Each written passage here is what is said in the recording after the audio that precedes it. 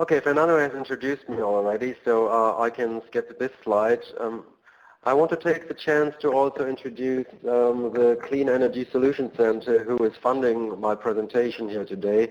You might have heard about them already. The Clean Energy Solution Center has been set up by the Clean Energy Ministerial back in 2011 in order to help governments around the world, especially in developing countries, to develop their renewable energy policies.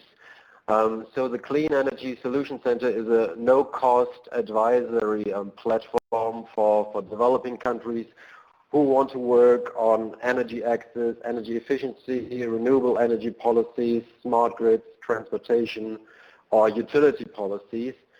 So in case you are working in the government or in some government-related organization in a developing country, and you're currently working on your renewable energy policy or clean energy policy, you can actually request no-cost advice from the Clean Energy Solution Center by simply going to this website here.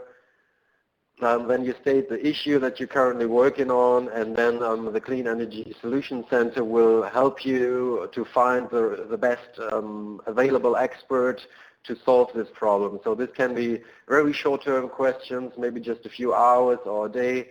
It can extend to up to 1 week or 2 weeks of advice from renewable energy experts around the world.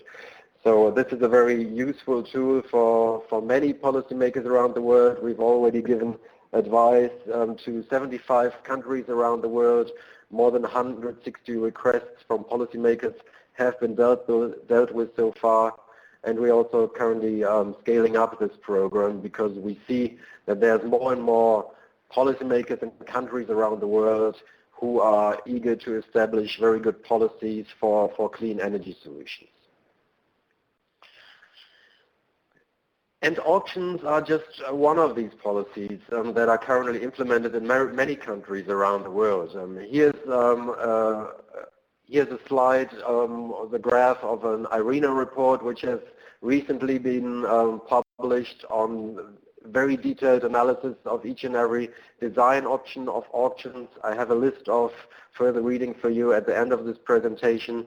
So you can see that as of 2015, we have now 60 countries around the world that have implemented auctions for renewable energies, and only 10 years ago it was only 7 countries around the world. This is not only the case for auctioning, this is actually a general tendency we see around the world that in the last decade a large majority of countries has established policies. Back in 2005 we had about 40 countries around the world with targets for renewables. As of 2015, we have 160 countries around the world. The same is the case also for other support policies like feed-in tariffs, which have started in the US and in European countries back in the 1990s and 2000s. Nowadays, we have more than 80 jurisdictions around the world which use feed-in tariffs. So the rise of auctions used in developing countries but also in developed countries reflects the overall increase of renewable energy policies around the world. So we don't have a lot of time today, so we won't be able to discuss each and every auction design aspect. So I just want to guide you through this presentation by 6 very simple questions which policymakers have when they design their auctions. So number 1 is, what is being auctioned and when? So the procurement schedule. Then this question 2 would be, who can participate in the auctions? What kind of pre-qualifications are needed? And on what basis are bids actually evaluated? What kind of selection criteria do I have? Question 4 is, what mechanisms are used to determine prices? What kind of price finding mechanisms do I have? What payment will the winner of the auction receive would be question 5. And last but not least, and that's a very important question for policymakers around the world, is how can I actually assure that the projects that were auctioned will actually get built? So what kind of penalties do I have to put in place in case the projects are not being built? Penalties for non-compliance. So these are just the very basic questions I want to go through with you in the next 30 minutes. So let's start by looking at what is being auctioned and when. So there's a few subordinate questions that need to be answered. First of all, what scale do I want to have with each and every auction? How many megawatts of solar PV, wind energy do I want to auction? This is very closely related also to the question of frequency. How many auctions do I want to have in 1 year? Do I only want to have one? Do I want to split the overall amount of renewable electricity into several smaller scale auctions?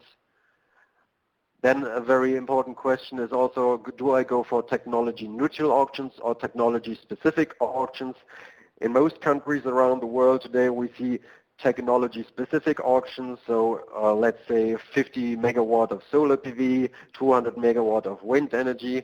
But there's also a tendency in some countries that policymakers want to harness only the least cost technology options, so they go for technology neutral options as in Brazil, and so renewable energy producers compete with each other, and as in Brazil they even compete with fossil fuel-based power generation such as gas-fired power plants. And we saw in these auctions in Brazil that wind energy and solar PV managed to win auctions even when they were technology neutral against gas-fired turbines. Another very important question is also whether you fix an upper or a lower limit on the project size. When you have a certain maximum capacity that is being auctioned with each round, you might want to limit the project size in order to not only have one or two big-scale projects, but in order to have a variety of actors and a variety of investors that will have to participate in your renewable energy market.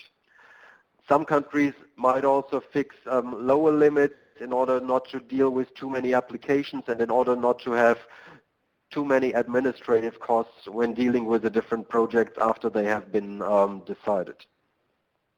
We're still going to talk a little bit about the upper and lower limits on the price in the next couple of slides, so I can actually skip this on this slide. So the next very important questions are the pre-qualifications, so who can participate in the auctions. And here policymakers face a very difficult situations because very strict pre-qualification requirements normally help you to assure that projects will get built because you have very serious bidders that enter the bid. On the other hand, when you have very strict pre-qualification requirements, that increases the costs for renewable energy project developers in the phase. And therefore, it is also a hindrance for the participation of smaller scale actors, and it is also a barrier for participation in general. So you might not see as much competition as you want when you have very strict pre-qualification requirements. So that's just the general trade-off that policymakers have to keep in mind when designing these pre-qualification requirements. You also have to differentiate material pre-qualifications and financial pre-qualifications.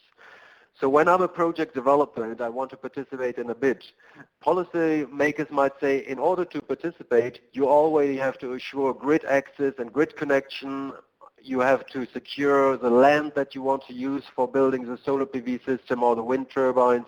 You might even need to have already a contract in place for buying the equipment. You might already have a certain number of permits in place from the grid operator or from local authorities. So here again, you can see you can make it either very demanding for project developers, or you can just use very simple to acquire pre-qualifications from the material side. Some policymakers might also opt for only financial pre-qualifications, that you only have to set aside bid bonds in order to assure that the project will get built in the end, or that you have to show that you have the financial strength in order to really handle this project, or that you have already managed to build a few similar projects in the past, so you need to show a certain project finance track record. Once again, keep in mind, the more demanding you make these pre-qualifications, the harder it gets for project developers to enter the bid and the less competition you might have. You might also eventually come up with different pre-qualifications for different actor groups. That's something we can still discuss at the end of this presentation, because as I said before, when you have very demanding pre-qualification requirements, smaller scale actors might be pushed out of the auctions right from the start. So let's look at question 3, selection criteria. On what basis are bids actually evaluated? How will I select the 5 winners when I receive, let's say, 50 bids? So there's also different options for you. The most frequent options is that you just look at the price that is offered to you. So the lowest bids, the lowest prices that are offered to you win the auction and receive the right to build their project. This is done in many jurisdictions around the world, for instance in Peru, and this just reflects the primary policy objectives of auctions, and that is least cost deployment of renewable energies. However, as we know, there's also important other policy objectives that are increasingly important for policymakers throughout the world. And therefore, we see a lot of countries that have additional requirements when it comes to auctioning. So I call this lowest bid plus X. And this plus X really depends on each and every country. For instance, in Saudi Arabia, we see that if you want to participate in the auctions, job creation plays a very important role. So when you're able to build a certain number of jobs within the country, within Saudi Arabia, you get additional points in the ranking, and this will allow you to win the bids, even though your project might not be the least cost project of all projects. In South Africa, local content was very important when they started auctioning renewable energy projects back in 2012. So they wanted to establish a national renewable energy industry as well, with manufacturing capacity for solar PV and wind energy.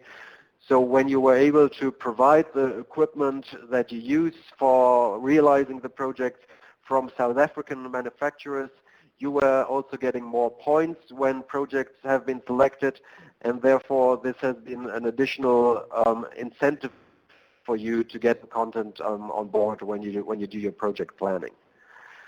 Another very interesting example is locational incentives. For instance, in the province of Rajasthan in India, they wanted to procure solar PV projects in one very specific region where they had very good solar resources and where the Asian Development Bank had assisted in developing a new transmission line to this area. So the auction that actually took place then was really only on a very limited location, in a very defined location, and project developers were already secured the grid access. They had already paid for the new transmission lines, and therefore project developers were really just bidding for this very specific location of solar PV projects in Rajasthan. So this is also possible. We saw something similar for biomass in France, for instance. Here the policymakers included some additional requirements on assuring biomass resources before you actually enter. So you see just the flexibility that's certainly one of the major advantages of auctions, that you are very flexible in defining what products, what kind of projects you actually want from the project developer community. Closely linked to this issue are the payment modalities. So how much money will the winner of the auction actually receive? And here we have two major design options. The first one is pay as bid, and the second one is marginal cost payments or marginal cost pricing. Pay as bid is very straightforward. You receive 50 bids. Everyone tells you exactly what price they need in order to realize this project, and you pay each and every of these winning projects exactly the price that they have offered to you.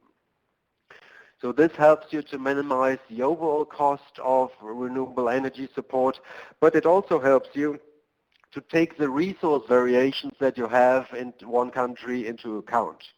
For instance, if you have very good wind resources on your coastline, then project developers for wind energy might go in with much lower prices than wind energy projects which are more in the hinterland of your country, where you have less good wind resources. So if you go for pay as bid, both of them might be selected, but they only receive the money that they really need. From economic theory, however, marginal cost payments also have their advantages. So you actually pay each and every winner of the project the same price. And the price is determined by the last project which is needed in order to meet the amount of renewable electricity that you wanted to procure in the first place. For instance, you have a renewable energy auction, a wind energy auction for 500 megawatts. So you receive, let's say, 20 bids, 10 of them are going to be selected, and then the 10th highest bid, so the last bid that you need in order to meet this 500 megawatt of total procurement, will determine the price for each and every other project. So usually when you explain this to policymakers, they tell you, well, why should I pay someone more money than they actually need in order to realize a project? One important argument is that by this way you avoid something that we call the winner's course, and that means that in pay-as-bid auctions we frequently saw that there were some participants that bid in very low in order to win the project, but in the end they were not able to realize their project because they were bidding too low. So when you go for marginal cost payments, this will be avoided because everyone will receive the same price, a slightly higher price, which is related to the marginal project which you still need in order to meet your overall demand. However, keep in mind that most countries around the world still use pay-as-bid models, even though in Germany, for instance, it was suggested that after competition has increased after a few auction rounds, there might be the opportunity to move towards marginal cost payments at a later stage. Very closely linked to this issue is a so-called price-finding mechanism. So what mechanism, what kind of approach do I actually use in order to determine the prices for each and every auction participant? So the most frequently used options are the so-called sealed bid auctions. For instance, they're used in Morocco.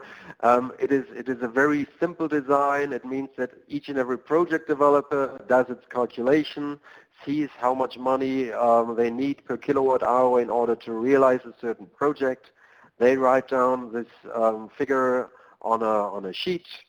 They put it in an envelope. They close the envelope, they send it off to the responsible authority in the ministry who does this project selection, and then based on this, the selection is going to be done. Of course, nowadays we don't work with envelopes anymore. That's just to make it more illustrative. You can also, of course, do it on a web platform, or you just submit the sealed bid via an electronic platform. It's just to let you know that in a sealed bid auctions, your competitors do not know what price you're auctioning, what price you're offering. This is very much different in a descending clock auction, which we also call Dutch auction. Here you have multiple rounds, and my competitors, the other people that also want to participate in these auctions, are disclosing the information on how much money they would need in order to realize a project. I depicted this on the next slide, which is based on a report from the World Bank from Mauro and Barroso. You see that here you have several rounds. So in the first round, the policymaker says, okay, I offer you this price. How much of wind energy do you actually can provide for this price? Then you see you have three bidders in this auction. They offer a certain amount of renewable energy projects for this price, and then the policymaker said, okay, we now move to round two. I lower the price, and then please tell me how many projects are you going to be able to realize at this price. And this is going to be continued until the price that is offered by the policymaker here in the third round matches exactly the amount of gigawatt hours or gigawatts that the policymaker wants to procure. This approach is being done in several countries around the world. For instance, Italy used this for larger scale solar PV projects. There's also hybrid designs like in Brazil, where they start with a descending clock auction with several rounds in order to get an idea of what prices project developers can potentially realize. And then at a certain point, they lose this price as a maximum ceiling price, and they move towards a sealed bid auction and receive then non-disclosed information from single project developers.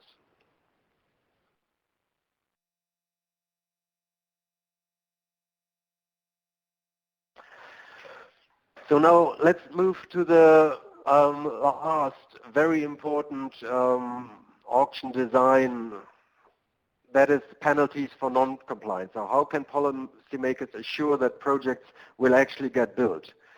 Of course, the very first aspect is the pre-qualification requirements. As I said before, we talked about it just 10 minutes ago. When you have very strict pre-qualification requirements, you can be rather sure that the projects will also get built in the end, because the project developers have also already taken a few important steps into the direction of project completion before they are being selected. However, there's also other opportunities of assuring that projects are going to be built, and they are also related to the financial pre-qualification requirements that we've discussed before. So normally you have penalties for failure to fulfill the awarded contracts, and these are frequently done by not paying back or only partially paying back bid bonds. So bid bonds mean I'm offering a project of a certain size, and for each megawatt that I want to install, I have to set aside a certain amount of money on my bank account, or even deliver it to a separate bank account. So in case that the project will not be realized on time, or certain project milestones will not be reached in time, the policymaker has a chance to take this money from me, so I have a very strong incentive for actually realizing my projects. So you can either have construction bonds, or you can have completion bonds, grid connection bonds. For the several project milestones that you can have different bonds as well. This is an approach, for instance, which is currently being followed in Germany. Another approach is that you reduce the tariff payment or the payment period that was promised to the renewable energy producer in case they are delaying the project. So for instance, for a solar PV project, you might say, you win this project, we give you 2 years for project completion. If you're not able to finalize it in this period, then it takes you 2.5 years.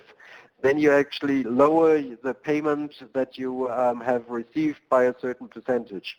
This approach has, for instance, been pursued in some of the French auctions for wind energy and for biomass. There's also non-financial penalties, for instance, exclusion from the following auction rounds, even though they have not been applied in many countries around the world so far. What is also a very interesting approach is to define maximum lead times for different project realization milestones. This, for instance, is currently being done on the Philippines, within their feed-in tariff projects, that they also want to apply it in their future auction design framework. So they tell you, okay, in order to come to financial closure, you have this time period. In order to finalize grid connection, you have this time period. In order to finalize an entire completion of the project and get connected to the grid, you have this time period. And if you cannot keep up with the predefined lead times because you're too slow if it's not your fault, of course, it's a different question. Then you might lose the right to build this project altogether in order to make also space for other project developers which might be quicker and more ambitious than you are. Because we've seen it in several auction rounds that if you don't have these very clear definitions of lead times, project developers might take longer than they've initially promised. This causes a problem for policymakers because they have normally promised to reach certain targets. And there's also a certain element of gaming involved if you don't predefine the lead times, because we all know that solar PV costs come down significantly from one year to another. So project developers might have an incentive to simply wait another year until they finalize the projects because they know they can buy the PV equipment much cheaper in 1 year from now.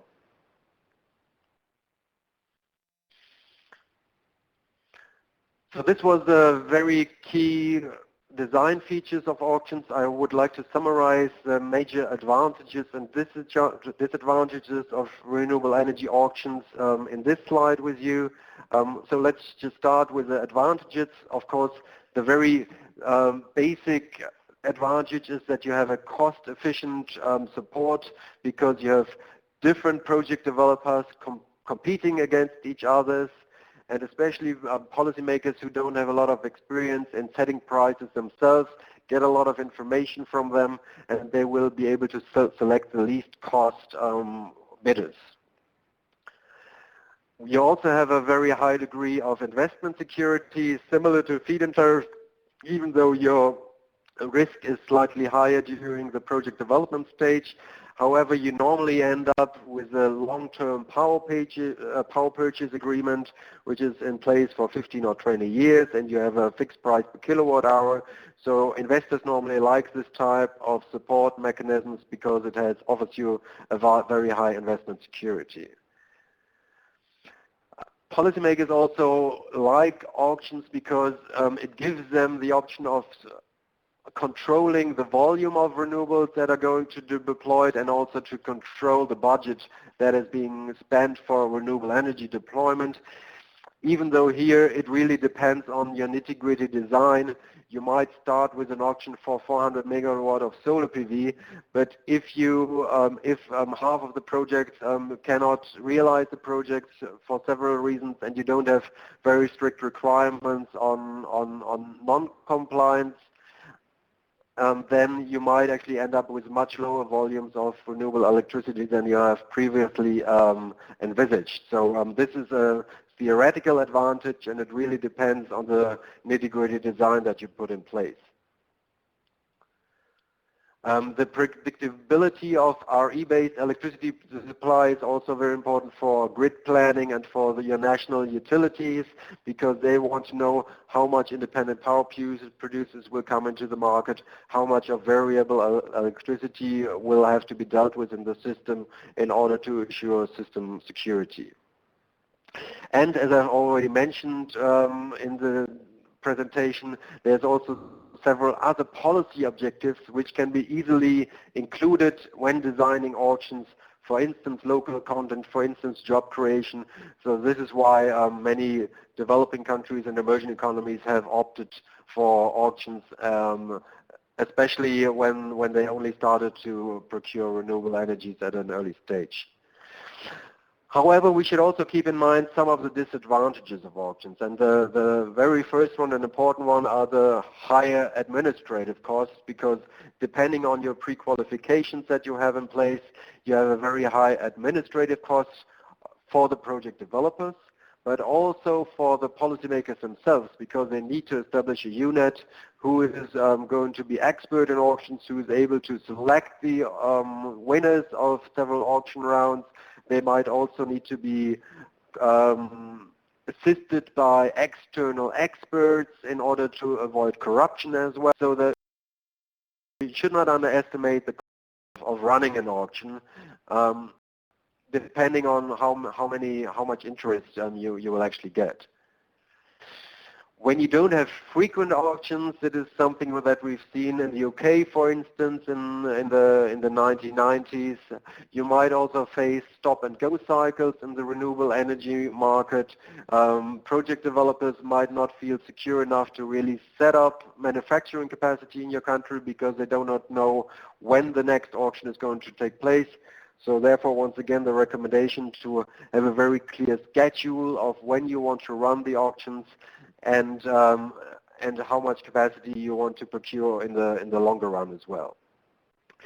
As I said before, auctions have slightly higher risk for investors than feed-in tariffs, for instance, because during the selection process, you cannot be sure whether your project will be selected by the relevant authority, and therefore you have to take some money in your hand in preparing the project, in already assuring grid access and some of the material pre-qualifications that we've discussed before. Even though in the end you might be told, no, you have not been selected this time around, and therefore the capital costs for your project actually go slightly up, especially during the project development phase. I also already mentioned there's a risk of underbidding or lack of deployment depending on your pre-qualification requirements. And also something that I would like to discuss with you in a couple of minutes from now is the potential exclusion or inclusion of smaller scale actors, since due to the very high administrative cost, they might be pushed out of the renewable energy markets simply by having this support mechanism in place and not a feed-in tariff mechanism, for instance. So I want to dedicate the last 10 minutes of this presentation to a discussion on whether to choose auctions or feed-in tariffs. This is a frequent question that policymakers ask me when I give seminars in developing countries. And my answer is always that they're actually not mutually exclusive. You can actually also combine them. And we've seen a lot of very interesting examples from all over the world on how to do this actually. First of all, what is the very basic difference between auctions and feed-in tariffs? Well, it really depends on what is being auctioned. As I said before, in most countries around the world, we auction long-term contracts. So you get, as a winner of an auction, you get a long-term tariff payment for 15, 20 years, and you also get a secured payment for each and every kilowatt hour that you produce. So this is very similar to a feed-in tariff contract. The only very important difference is a price discovery mechanism. In the case of a feed-in tariff, you have policymakers sitting in a closed room doing the calculation on an Excel spreadsheet based on the data that they have available. In the case of an auction mechanism, you don't do this. Maybe you do it in order to fix the ceiling price, but then you ask the industry how much money they actually need for realizing the project, so you actually receive the cost data from the industry themselves. So this is really the major difference between auctions and feed-in tariffs, and therefore there's also a lot of transparency. Also you can easily combine both of them because they're not so different as other consultants might want to make you believe. So now the question especially for developing countries is, well, what kind of support mechanisms should I then implement? So I always ask them in return several questions that policymakers should keep in mind when they want to decide whether they go for auctions or feed-in tariffs. So first of all, you have to ask yourself, do I have any experience in setting prices for renewable energies administratively? If you have not done that yet, and if you don't have a lot of cost data on the installed cost, on grid connection cost, on the capital cost, then it might actually be a good idea to start with several auction rounds in order to get some data from the industry, and then you can still use this data in order to do your tariff calculation at a later stage.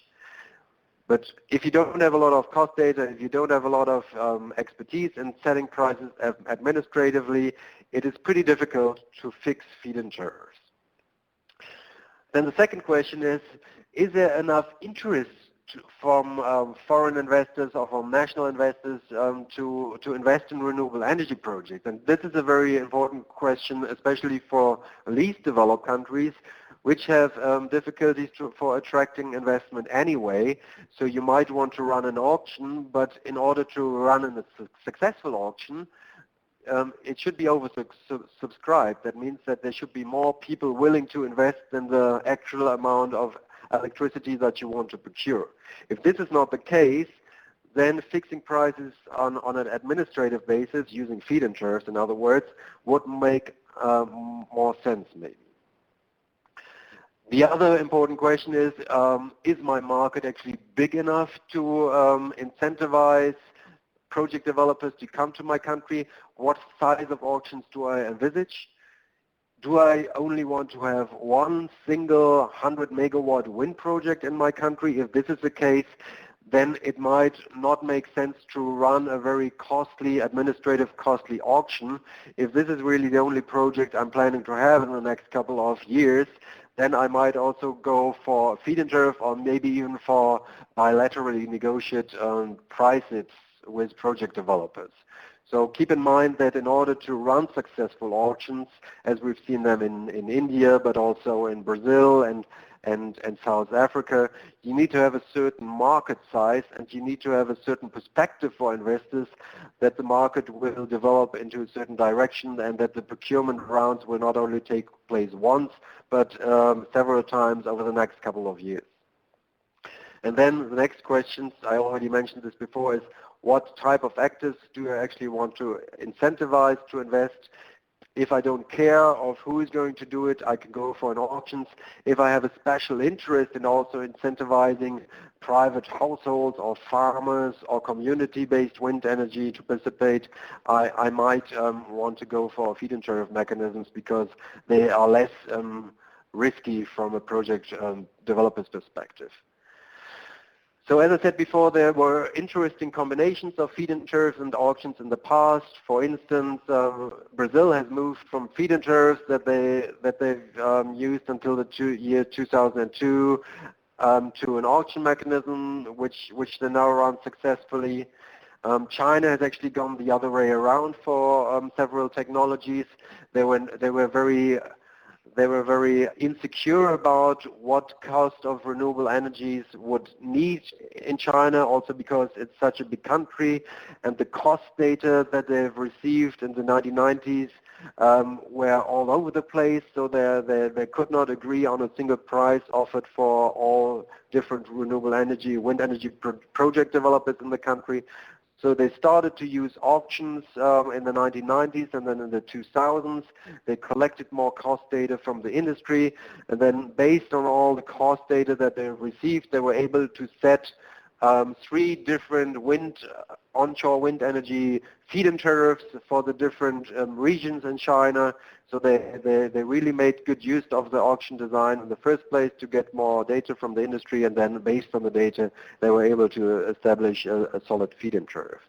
In Denmark, for instance, they're using auctions for emerging technologies such as offshore wind energy, whereas they use premium feed-in tariffs for more mature technologies such as onshore wind energy. And in Taiwan, they have a combination depending on the project size. So for small-scale solar PV projects, they offer fixed feed-in tariffs, whereas for larger-scale projects, they have an auction mechanism in place. So there's a cost-competitive bidding procedure in place for these projects.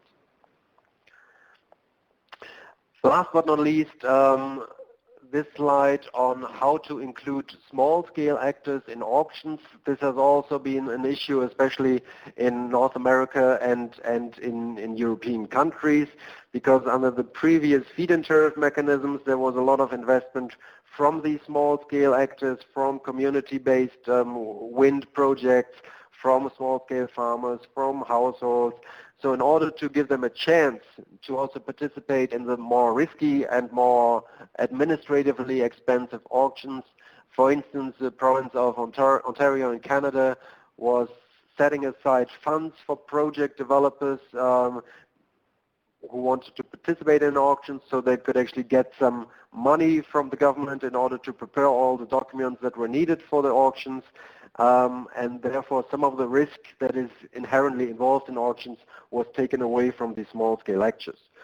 Under the Spanish feed-in tariff approach, we also saw something interesting, that they had lower bid bonds for smaller scale projects and smaller scale actors.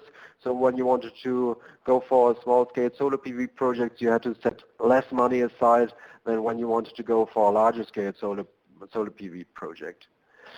And last but not least, you might also use the auction results as China has done it, for instance, in order to determine fixed feed-in tariff prices for certain investor groups. So if you say community wind power is very important for our country, like in Denmark or in Germany, you're actually able to use the cost data that we receive from your auctions and adjust your feed-in tariff payments accordingly.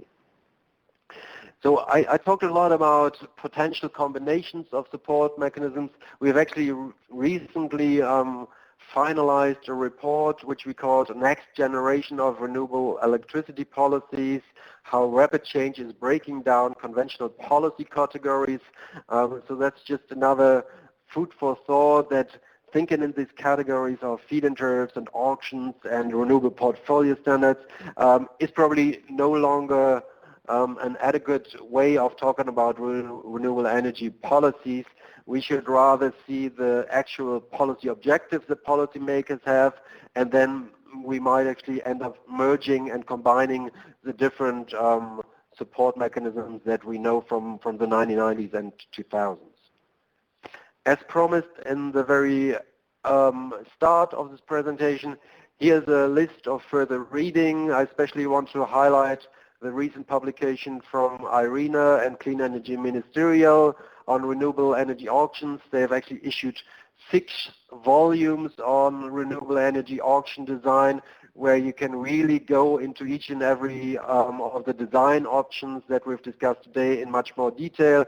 And there's also at least 10 other design options which we are not able to discuss today, where you can do a lot more reading on. But also there's a lot of other English-speaking literature on auction design which has recently been published.